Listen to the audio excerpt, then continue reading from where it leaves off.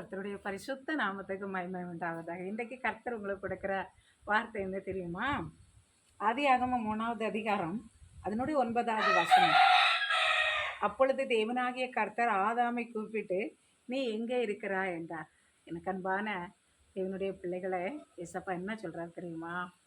நீ எங்கே இருக்கிறாய்? அவளை பார்த்து கேட்குற, நீ எங்கேம்மா இருக்கிறா மகனே? நீ எங்கே இருக்கிறா? என்ன நிலைமையில இருக்கிறா? நீ எப்படிப்பட்ட நிலைமையில இருக்கிறா? நீ மறுபடியும் என்னிடத்துல வா, நீ ஆண்டவர் கூப்பிடுகிறா. அதான் பாருங்க, கர்த்தருடைய வார்த்தைக்கு கீழ்ப்படியாம மனைவியினுடைய வார்த்தைக்கு கீழ்ப்படிந்து அந்த பழத்தை சாப்பிட்டபடினால தேவனுக்கு முன்பாக ஆதாமால நிற்க முடியாதபடி தேவனை விட்டு விலகி ஓடினான். தேவனுடைய சமூகத்தை விட்டு விலகி ஓட ஆரம்பித்தான்.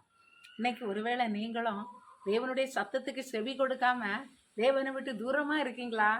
தேவனை விட்டு ரொம்ப தூரத்துல இருக்கீங்களா? ஏசப்பா என்ன சொல்றாரு தெரியுமா?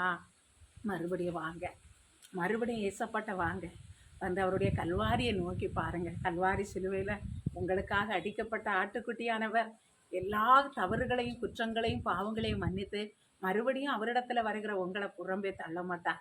நீ எந்த நிலைமையில எங்க இருந்தாலும் நீ என்னிடத்துல மறுபடியும் வா, நான் உன் கூட இருந்து உன்னை ஆசீர்வதிப்பேன்னு ஆண்டவர் சொல்லுகிறார். கர்த்தர் உங்களை ஆசீர்வதிப்பாராக. ஆமென்.